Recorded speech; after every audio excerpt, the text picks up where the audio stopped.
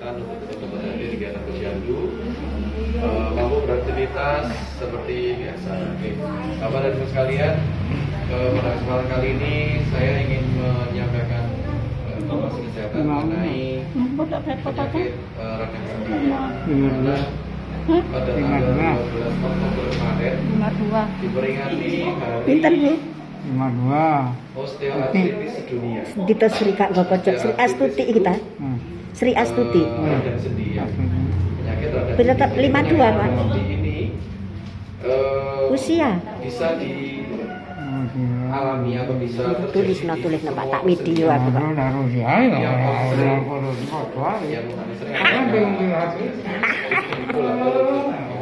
Jadi kalau saya bilang radang sendi pasti terpikirnya langsung lutut ya, padahal tidak hanya lutut tapi juga semua persendian. Tapi kita bicara lutut karena ini merupakan penyakit radang sendi yang paling sering dialami gitu. Jadi apa itu penyakit radang sendi? Radang sendi itu adalah sakit yang dialami oleh bagian ujung tulang. Jadi hubungan antar tulang. Jadi bagian dari ujung tulangnya yang mengalami penipisan. Jadi ujung tulang itu unsurnya namanya ada banyak. Jadi ada ada kapsulnya, ada cairan sendinya, ada bantal sendinya. Yang mana unsur yang sama banyak tadi bisa mengalami penipisan. Makanya penyakit radang sendi ini disebut juga penyakit degeneratif atau penyakit tua. Penyakit tua. Bahkan mungkin kalau disebut penyakit mungkin ya penyakit ya. Tapi kalau dokter mungkin menyebutnya sakit yang alami atau tanda alami. Karena tidak mungkin elemen dari lutut kita itu akan tebal seterusnya, akan bagus seterusnya. Ya, pasti akan halus gitu. Nah, penyakit ini atau OA ini atau osteoartritis ini sebenarnya ada penyakitnya lebih berat dalam sisi pemulihan daripada stroke sekalipun.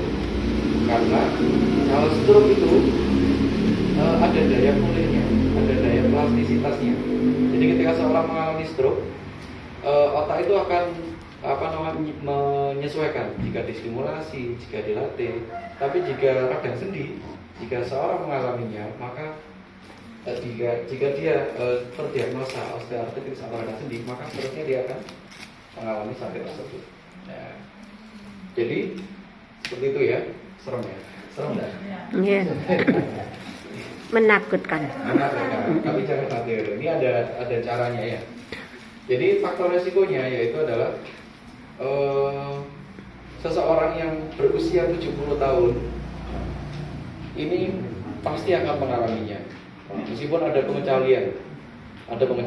Jadi 70 tahun bantal sendinya akan menipis. Terus pada usia 55 tahun laki-laki dan perempuan itu sama resikonya. Tapi ketika melewati usia 55 tahun ibu-ibu akan lebih mudah mengalami sakit radang sendi. Jadi pada waktu masih usia 50 sama suami istri resikonya. Tapi begitu usia 55 atau mungkin sekarang sudah mulai agak percepatan ya. Kalau dulu mungkin usia 50 atau 60 mengalami sakit, sekarang usia 40 sudah ada yang mengalami sakit persendian ya. Ini merupakan disebabkan karena faktor gaya hidup ya, makanan, gaya hidup, aktivitas dan seterusnya.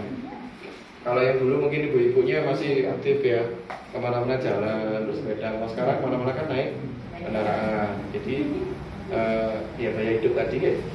Nah, terus kemudian faktor berikutnya adalah riwayat keturunan atau riwayat keluarga. Jadi apabila ada orang tua atau mungkin kakek neneknya yang mengalami sakit persendian, maka kita harus berpikir bahwa kita juga punya resiko untuk mengalami sakit yang sama. Bahwa kita harus hati-hati sejak awal, seperti itu ya. Faktor resiko ini tidak bisa dihindari karena ini faktor dari dalam, faktor internal. Kemudian faktor luar atau eksternalnya, faktor resikonya ini juga yang terberat. Salah satunya adalah berat badan. Jadi berat badan ini merupakan salah satu faktor resiko yang sebenarnya bisa kita cegah. Kenapa? Karena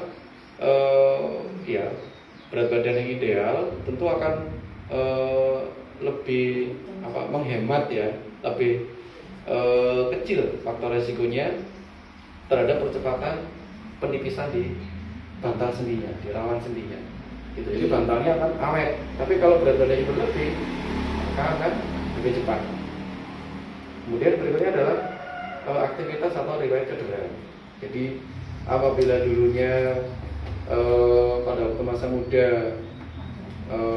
kan kalau dulu 17-an ada lomba voli ya barangkali ya, voli dan seterusnya. Tapi dia bukan atlet.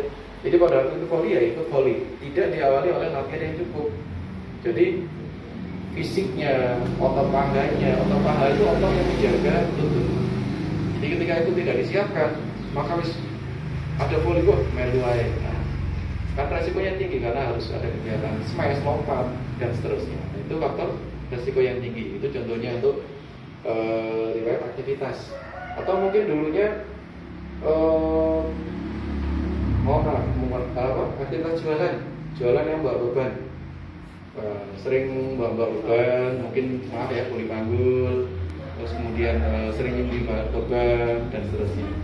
Itu menyebabkan bantal sendinya akan lebih cepat haus. Nah, kemudian tadi disebutkan OA merupakan penyakit yang tidak dapat disembuhkan, tapi ada treatmentnya ya.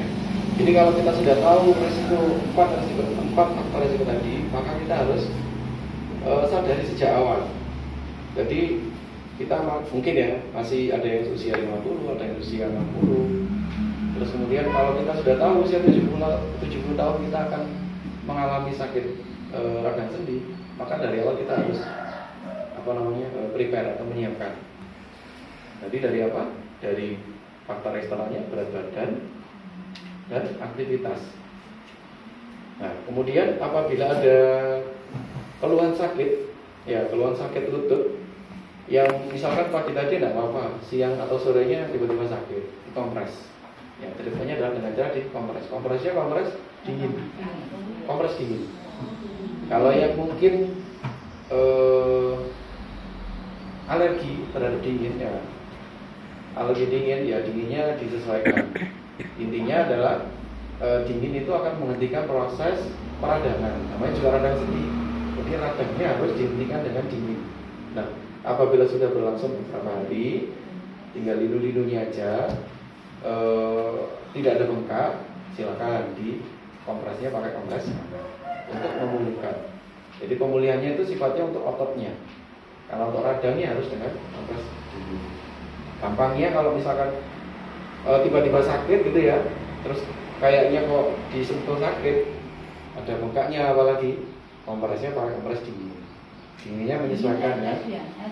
AS boleh, air dingin boleh. Dinginnya maksudnya menyesuaikan dengan toleransi masing-masing ya. Karena kalau sepuh nempel dingin aja kadang udah ya.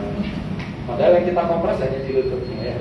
Jadi saya rasa itu aja. Kemudian yang berikutnya adalah tadi sudah saya singgung ya, menjaga berat badan. Nah, berat badan ini terkait dengan yang kemarin penyuluhan kami yang terakhir, yaitu mengenai berat badan. Nah, masih ingat barangkali berat badan ideal caranya bagaimana menghitungnya? Kalau tinggi badannya 160, terus berat badan yang baik kira-kira berapa?